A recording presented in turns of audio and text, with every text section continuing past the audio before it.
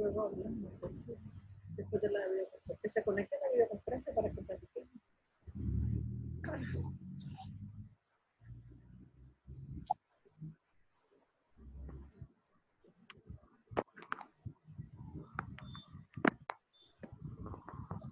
Buenas tardes, Brandon. Buenas tardes, profe. ¿Cómo está? Estamos esperando a ver si Katy se conecta. Bueno.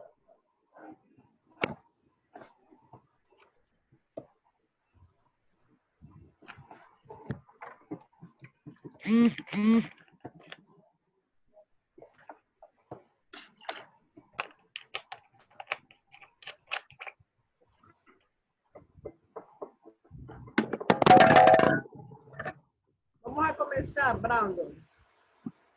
Bueno. El tema que yo les explicaba el fin de semana es el derecho de familia. Dentro del derecho de familia nosotros estamos viendo el parentesco, ¿verdad? Entonces, el objetivo de este tema es que ustedes conozcan cómo se daba esa relación de parentesco en época romana, ¿verdad? Esta división de las personas desde un punto de vista familiar estaba íntimamente ligado entonces con la idea de que los romanos tuvieron los parentescos, es decir, eran lazos que los unían a ellos, ¿verdad? Con distintos miembros de la familia. Estos lazos podían ser naturales o civiles, ¿verdad? Ahora, siendo diferentes las consecuencias que uno u otro producía, en Roma nos encontramos con un parentesco natural o de sangre, llamado cognación, ese era el parentesco, ¿verdad? Cognático. Y un parentesco civil, que era cuando la ley se le llamaba agnación. Entonces tenemos cognatio y agnatio, ¿verdad? Decíamos que el cognatio es entonces el parentesco por sangre y el agnatio, ¿verdad?, es el parentesco civil. Entonces, luego nosotros hablábamos del cognatio y decíamos que era aquel parentesco, ¿verdad?, que unía a las personas descendientes de otra línea recta o descendientes de un autor común en línea colateral, ¿verdad? Recuerden de que de la línea colateral, ¿quiénes vienen, descienden de esa línea colateral? ¿Verdad? Son tíos, primos, ¿verdad? Sobrinos y hermanos. Entonces, luego tenemos, este parentesco existe tanto en la línea masculina como en la línea femenina, ¿verdad? Pero hablando del parentesco agniático, que era el civil, estaba fundado en la autoridad paternal. Recuerden, ¿verdad? Que el parentesco podía ser entonces por parte del padre o marital por parte de la madre. Por lo mismo, este parentesco solo se reconoce en la línea masculina. Es decir, usted tenía una identidad de acuerdo por la línea paterna, no materna, ¿verdad? El agniático, el parentesco agniático, ¿verdad? En este sistema jurídico familiar romano, pues es básicamente el sistema principal, pues si bien es cierto, el matriarcado fue conocido, surgiendo estas ideas, nos vamos a encontrar con que dos hermanos uterinos de distinto padre no eran considerados, ¿verdad?, como tales agniáticamente, porque estamos hablando que la inclinación era el parentesco agniático, pero por la vía paterna, ¿verdad? Entonces eran considerados tales, mientras que dos hermanos del mismo padre, de diferentes padres, entonces desde un punto de vista agniático sí eran hermanos, ¿verdad? Entonces había una inclinación, había una tendencia, ¿verdad? Después, por tanto, la familia agniática romana. Hola, Hazel, ¿cómo está? No me escucha todavía.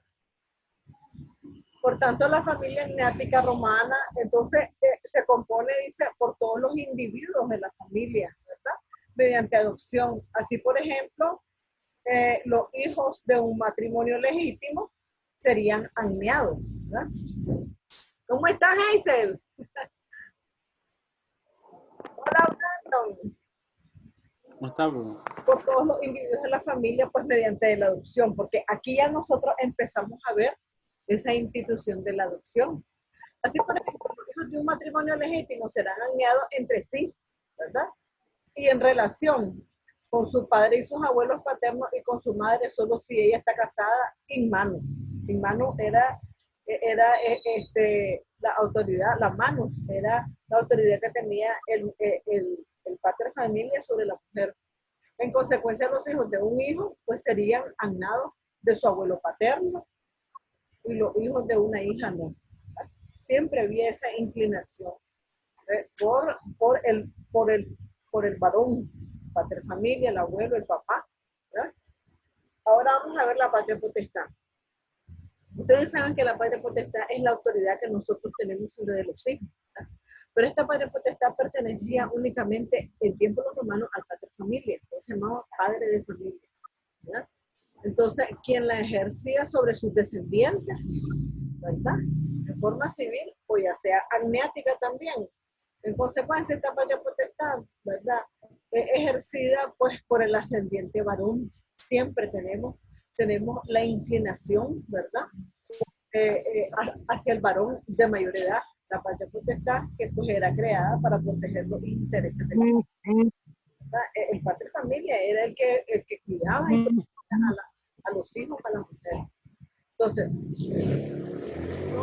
a través de un jefe, él era un jefe con poderes, ¿verdad? Para salvaguardar los intereses, sí, del grupo social. En un principio la autoridad paternal pues, fue semejante a la autoridad del amo, ¿verdad? Pero sobre el esclavo se ejercía de forma total, tanto sobre la persona como sobre su bienes. O sea, el padre de familia ejercía esa autoridad tanto sobre el esposo, los hijos y el esclavo. ¿Verdad? Entonces ellos podíamos calificarlos dentro de los alieni iuri, porque estaban sometidos a la autoridad del padre de familia. ¿Verdad? Poco a poco esta energía o esta autoridad fue desapareciendo hasta que se convierte en una relación de mayor igualdad, ¿verdad? Con derechos y deberes tanto para padres como hijos. Luego vemos nosotros los derechos sobre la persona, ¿verdad? Entonces, en los primeros siglos en Roma, el poder del pater familia era prácticamente ilimitado, llegando inclusive a tener derecho de vida, ¿verdad? Y muerte sobre sus descendientes, o sea, el poder era grandísimo, ¿verdad? Así como el hecho de poder emanciparlos a una tercera persona. Este poder absoluto y en muchos casos irracional, fue paulatinamente frenado por el derecho. Y ya en la época republicana, estamos hablando del segundo periodo de Roma, pues se hizo mucho más moderado. ¿Verdad? Vamos a hablar un poquito sobre los derechos, sobre los bienes. ¿Verdad? Y dice que en el derecho más antiguo, todo lo que la persona adquiría automáticamente, pues pertenecía al jefe de familia. Pero ya en la época republicana, ¿verdad? En el periodo de la república, ya entonces, gracias a la idea del peculio, profecticio, ¿verdad? O sea, aquellos bienes que el padre le concedía en administración, por ejemplo, a un hijo, se va evolucionando y el filus, que es el hijo, el filus familiar, es decir, el hijo de familia, puede ir formando entonces un patrimonio propio independiente. ¿Verdad?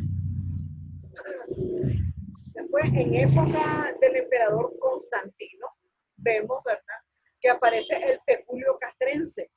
Pues este estaba integrado por todos los bienes, ¿verdad?, que adquiere el hijo en virtud de sus servicios públicos.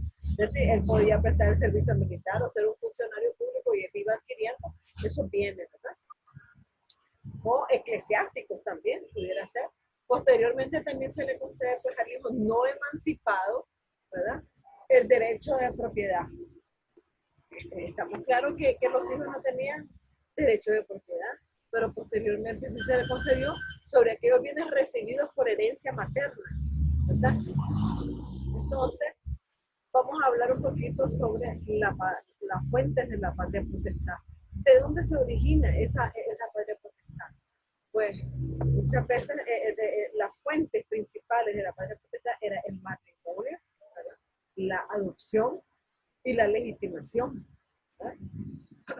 Por ejemplo, el matrimonio estaba constituido por dos elementos: un objetivo que consistía en la convivencia del hombre y de la mujer, y otro era de carácter subjetivo, que consistía en la intención de los contrayentes de considerarse recíprocamente como marido y mujer, ¿verdad?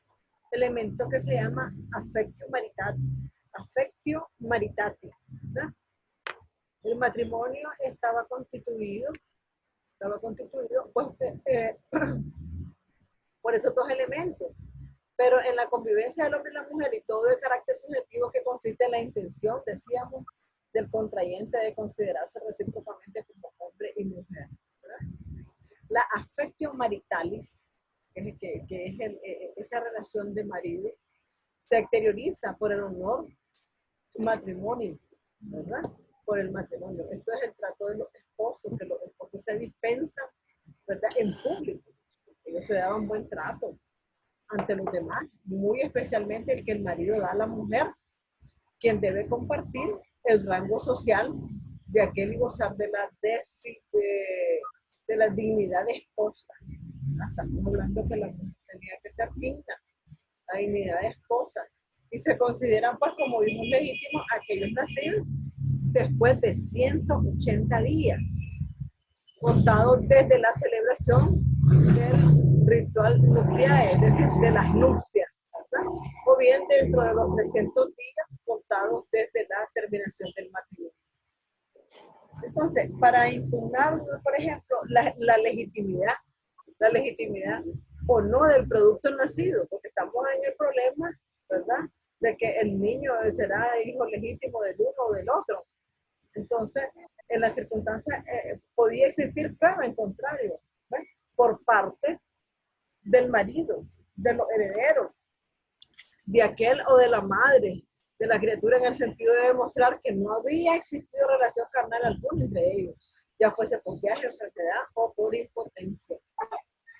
Pues podemos decir, ¿verdad?, que en conclusión podemos decir, que los hijos nacidos dentro de los plazos señalados, los 180 días y los 300 días, ¿verdad?, automáticamente la patria potestad del padre, quedaban bajo la patria potestad del padre, ¿verdad?, con todas las obligaciones y derechos que tal situación implicaba, ¿verdad?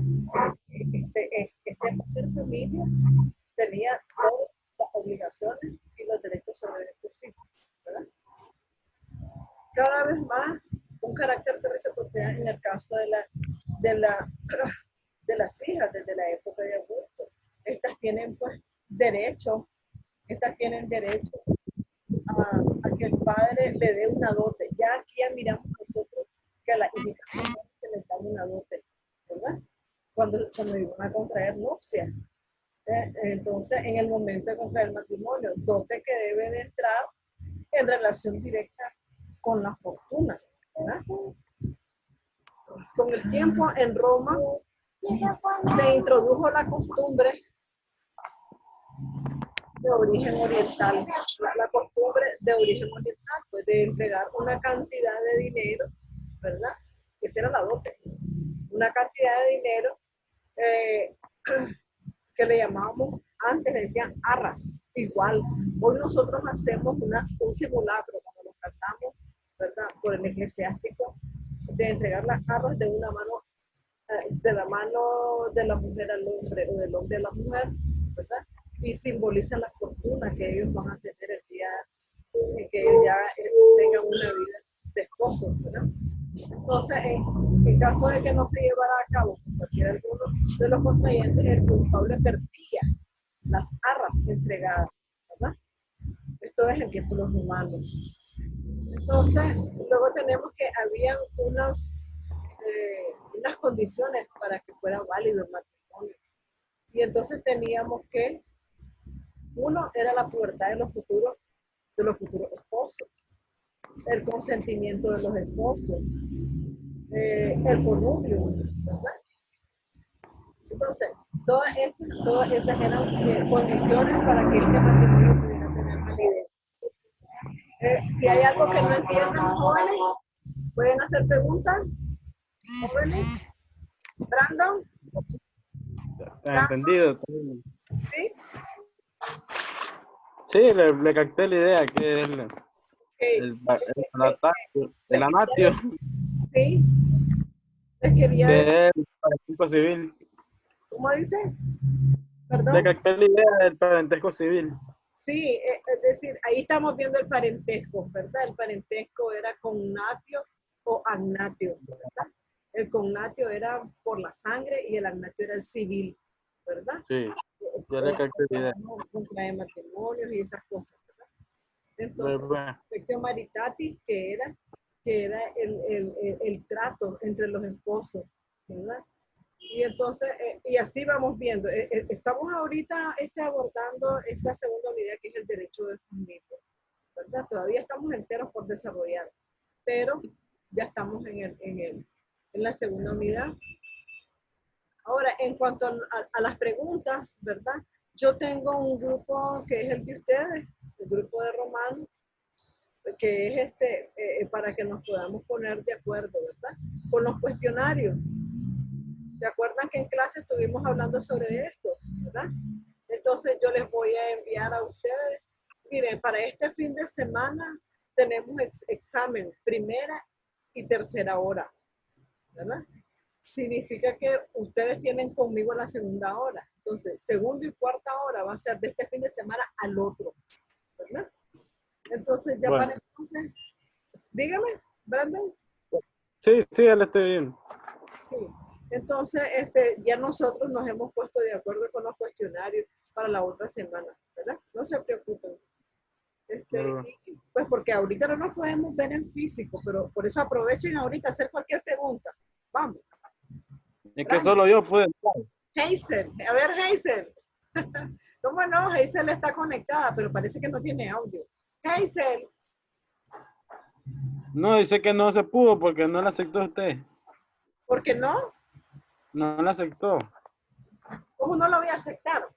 Él Espérame, dice voy a en que el grupo. me mire el técnico. Kevin, En el Kevin, grupo dice.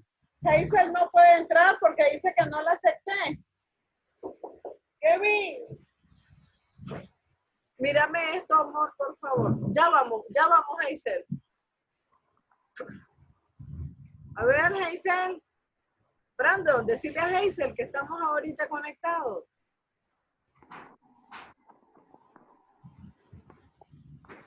Ya le dije, profe. Pero no la miro.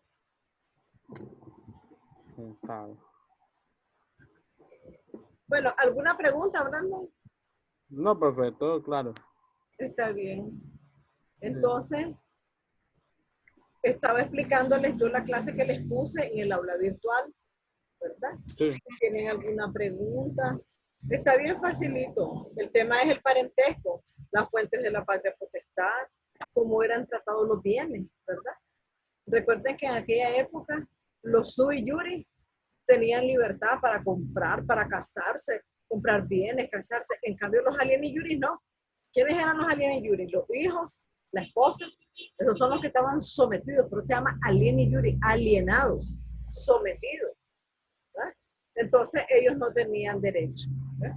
Y aquí estamos frente a un pater familia que tenía toda la autoridad absoluta sobre los hijos, sobre el esposo y sobre el esclavo. ¿verdad? Entonces, no pudo Hazel volverse a conectar. No, profe, porque no pudo. Sí. Y entonces, ya nosotros estamos entrando ahí. Yo les subí un cuestionario y también a unos les mandé a hacer un ensayo, ¿verdad? A uno de los grupos y al otro grupo les puse cuestionario para que vayan contestando sus preguntas, ¿verdad?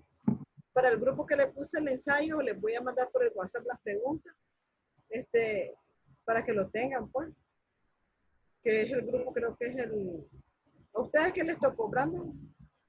El cuestionario. Cuestionario, ¿verdad? Ustedes son del domingo, Sí. ¿verdad? Entonces al grupo de Esmeralda le tocó el ensayo, ¿verdad? Entonces a ella se lo voy a mandar por el WhatsApp, porque casi las muchachas no entran, les cuesta entrar o es que trabajan. Creo que Esmeralda me dijo que no podía, ¿verdad? El grupo de Esmeralda son 5 ellos. Bien, entonces así sería, ¿verdad? Si hay alguna pregunta, alguna inquietud, jóvenes, sobre la universidad, sobre las clases, ¿verdad? Lo importante es que vamos a estar en contacto, no se preocupen, ¿sí? Yo espero y sé que van a salir bien, ¿sí? Bueno. A ver, jóvenes, ha sido un placer, Brandon. Sí, profe, buenas tardes. Buenas tardes, hijo. Hola. Adiós. Bye.